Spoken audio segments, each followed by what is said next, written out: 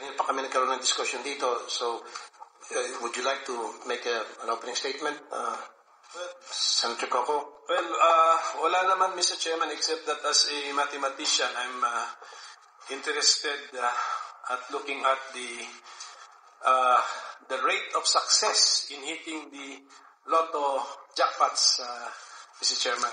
And I will compare it with some other systems in some other countries, Mr. President. Oh, yeah. Anyway, nabuksan na rin lang yan.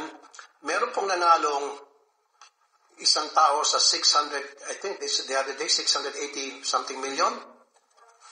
Okay. Ang tanong ko po, yan ba yung sa online nanalo o yung sa betting station? Over the counter po yan, yung sa traditional betting station. No. This is yung una, yung 640. Kayo naman. Relax lang. Kagabi yung iloto. Hindi, sa iloto ba ito? Yung sa 600 something million? Relax lang. Easy. We'll get there. Sa iloto ba ito o yung sa Lotto Agent State? Last night po, Mr. Chair, it was 698 million ang pinatinamaan po. Kaya nga po, yung tumama na yon, saan po siya bumili ng ticket? Sa iloto po. Sa iloto. Good. Now, sa executive session, I need to know kung sino yung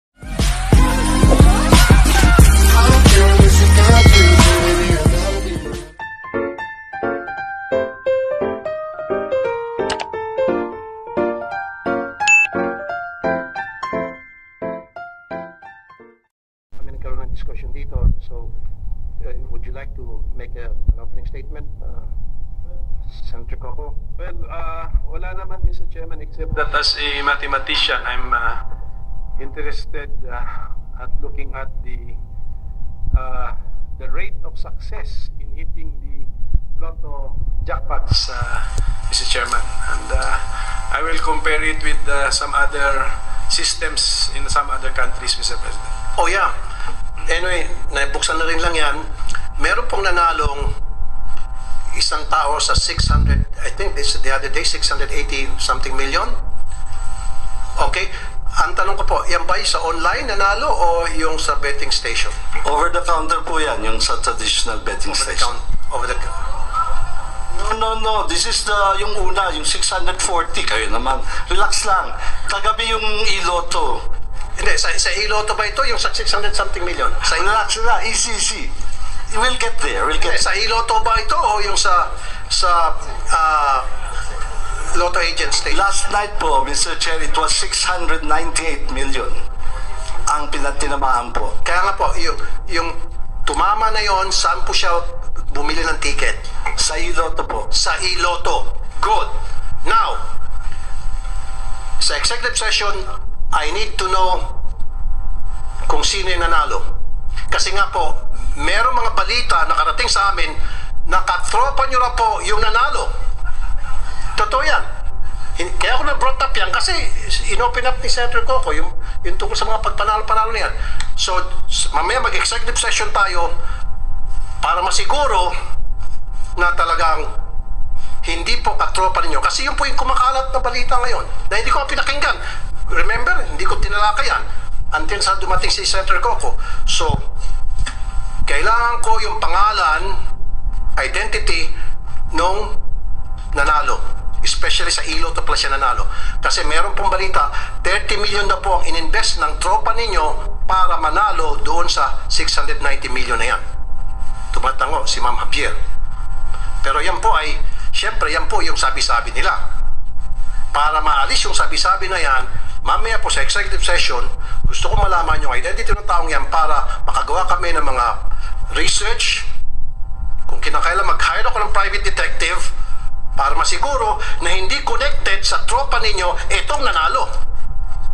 Kapag halimbawa, after mag-hire ako ng private detective at na-trace na talagang, lumitaw na talagang hindi galing sa inyo, then sasabihin ko rito na yung ay chismis lamang, walang katotohanan. Pero pag lumitaw sa ginawang investigasyon, I might even use the NBI,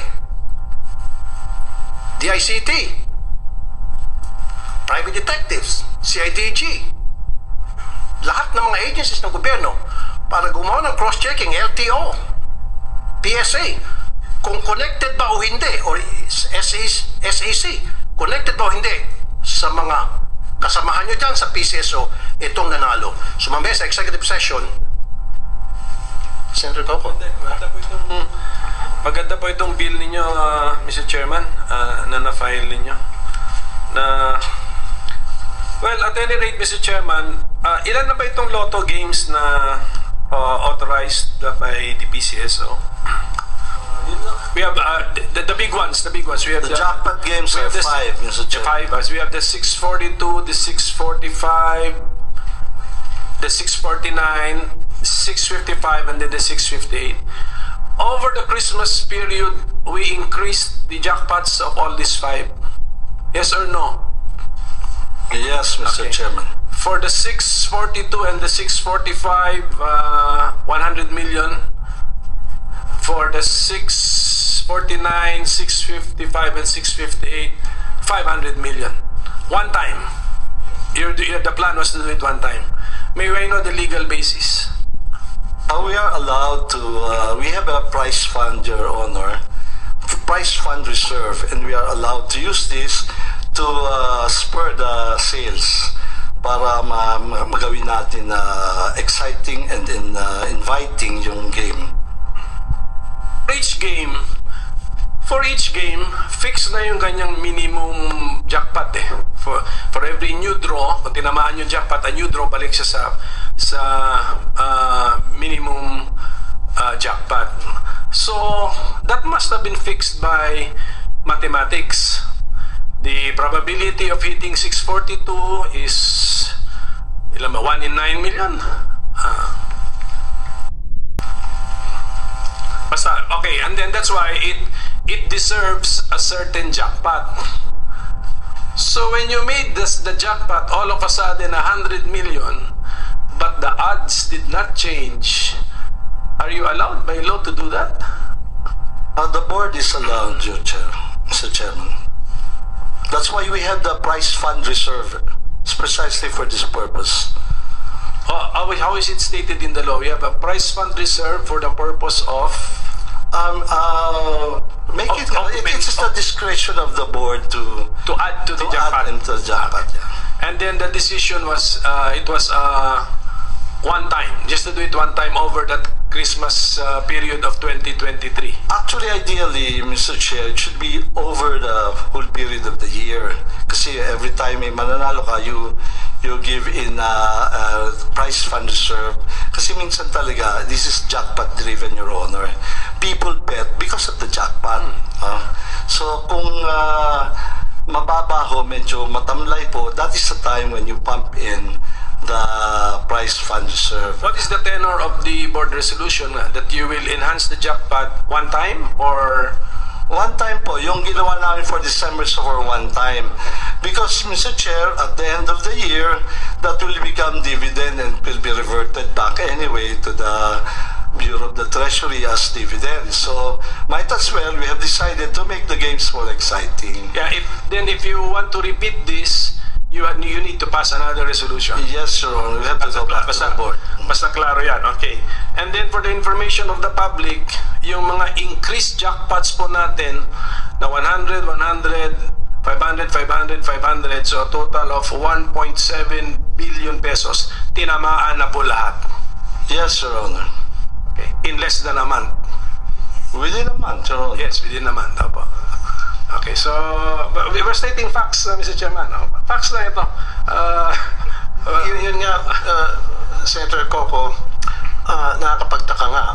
Marami nagtataka, syempre, especially yung mga mananaya na ang bilis na manalo ngayon sa PCSO, especially na the fact na hindi naman pwedeng sabihin kung sino yung mga nanalo, pwede naman nila itago. Plus, pagdating po dun sa online, sila naman may control ng computer system na yan. So, madali na nilang i-hocus-pocus. Yun po yung sinasabing hinaing na marami mga mananaya. So, I think the PCSO is at liberty to reveal to us na yung in-increase na po yung mga jackpots, in all those games, available na yung online betting. Yes, Your Honor. Yeah, meaning to say, when si 642, ang minimum niyan, and what's the usual minimum ni 642? Or maximum jackpot pala? 5.9. Minimum ba? 5.9 po. Mr. Chair. Bakit talanganin? Hindi, yung publish. Singit lang. Yes. Okay. Yung sabi niyo this December, tinamaan yung 642, 649, 645, 655. Are these all from Iloto? Hindi po, last night lang po yung Iloto. Ilan po yung tumama sa Iloto out of this 1, 2, Isa lang po yung kagabi lang po. kagabi lang? Okay. What game yun? Yung kagabi? 6:55. 655. 600 million kasi yun, Senator Coco. Quick na lang, Senator Coco. Okay. Etong picture na ito, very controversial ito ngayon sa social media. Edited daw ito. Yes, Your Honor. Edited. Bakit kailangan i-edit? We have to protect the identity of the winner. Meron po nagreklamo sa amin one time, we covered the face, yung damit naman po ay nakilala. So, nagreklamo siya, sana naman daw po, wag ipakita naman po yung damit. So, yan po ang reason niya, and I agree, it's a very poor editing, pero the objective is to conceal the clothing na ma-identify sa kanya. So, ibig sabihin, so inamin nyo, inedit to, pinalitan yung clothing. Opo. Bakit kinakailangan palitan ang clothing? Again, part po yan ng pag-conceal kasi na-identify po yung damit. For example, kung at that day, yung mga kapitbahay po yun yung suit niya, ganyan. Or kung nakapag-selfie siya, meron yung pong nagreklamo sa amin, favorite clothes daw kasi, kaya nalaman siya. So, Your Honor, if there is something to apologize, it's the poor editing. But I think it has served its purpose of concealing the identity, Your Honor. So, at least inamin nyo, ayan, marami kasi mga nagtatanong, nagsabi, purang pagka-edit. I'm So, sorry, inamin nyo, we're not very good at editing the clothes. Pero yung tao hindi edited. Hindi po, totoo po Tunay na yan. tao to. Tunay na tao po yan. Okay. So, kaya sabi ko mamaya sa executive session, gusto ko malaman yung identity ng itong taon to, pati yung nanalo sa 690 million. Actually, Make sure lahat na po talaga- on record yan, kung isusumpinan niyo po, we can provide the names. No, sa executive session, pwede naman siguro yan. Am I right, Senator Coco? Can we do that? On executive session? Yes, Mr. Chairman, let's make it a strictly executive session. Yes. Na, even on the part of the Senate, limitado yung mag-attend at saka identified natin. And then, of course, kami, liability na namin yung kami pang source ng leakage. So. Like I said, Mr. Robles, kasi nga po, may clamor na malaman yung katotohanan. Kasi marami sa mga mananay nagsasabi, yung nanalo ng 690 million, hindi raw yung legit na mananaya, kundi galing na sa tropa niya. I'm sorry, I'm gonna repeat this again. Yung pong kumakalat na balita, galing na sa tropa niyo, nag-invest ng 30 million para makuha nga itong 690 million. Para maalis na po yung haka-haka na yan, gusto po namin makita kung talagang totoong tao yon. And then gagawa nga ako ng cross-checking. Sinabi ko na kanina, I'm gonna use the NBI, the ICT, if I have to hire a private detective para magkaroon ng cross-checking kung yun ba related sa inyo. Hindi. Pag lumitaw na hindi, sabihin ko rito na hindi related talagang legit winner yan. You agree, sir? Very good. Okay, Senator Coco, meron kayong gustong itagdag.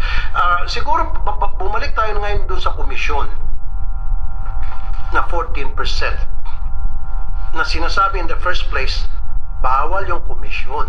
Now, sabi nyo, hindi namang naglagay kayo ng cap na 14% dahil kailangan magkaroon nga ng cap.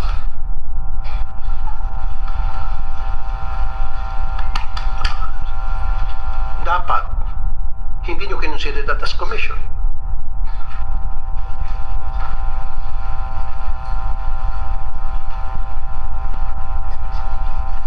Very explicit po kasi na bawal ang komisyon. Now, sinasabi nyo, hindi po komisyon kasi nga po, yun ay para i-recover yung mga gastos, etc. Pero sa contract po, sir, lumilitaw po na yun ay payment as commission, yung 10 million. Ito po, payment of good sa 13. Sa number 13 po, payment of commission. A 14% commission shall be paid to the agent based on the generated daily sales. Oh, you entered into a contract stating na magkakaroon ng payment of commission na 14% doon sa testing na sinasabi naman po ng OGCC hindi dapat. During the testing period, there's no such thing as commissions that must be given, that should be given. Sinabi po ng OGCC na no can do para sa commission, wala dapat commission pag-uusapan during the testing period. And yet, dito po sa kontrata, sinabi ninyo na magbabayad kayo ng 14% na PCSO commission sa Pacific Online. So again, that's a violation of the law.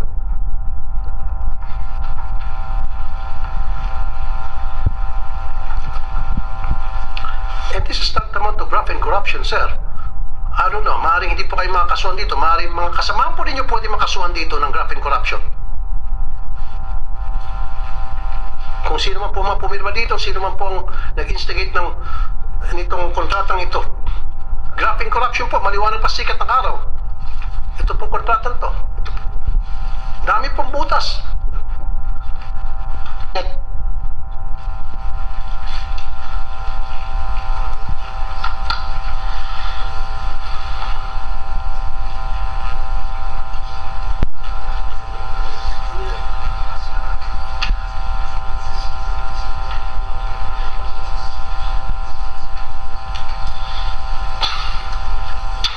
Mr. Chairman, if I may. Yes, sir. I think the guidance is for us to have a reasonable cost. So we will have to determine din talaga yung reasonableness ng cost nila. But as I've said, we're putting a cap on that. I understand, sir. I understand.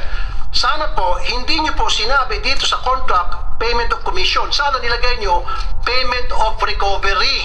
There's a big difference between payment of recovery and payment of commission. Yung payment of recovery, hindi po bawal yun. Trust me, hindi po bawal. Pero yung payment of commission, bawal po yun. That's tantamount to graft and corruption. Ito po, very clear, oh. Number 13, payment of commission. Na bawal dapat. During test run, there's no such thing as commission being paid. Di ba, sir? Maaaring nga sabi ko, maaaring hindi ka makakasuhan dito. Pero yung mga kasamahan mo, maliwanag pa sa sikat ng araw na may kaso pong graft and corruption.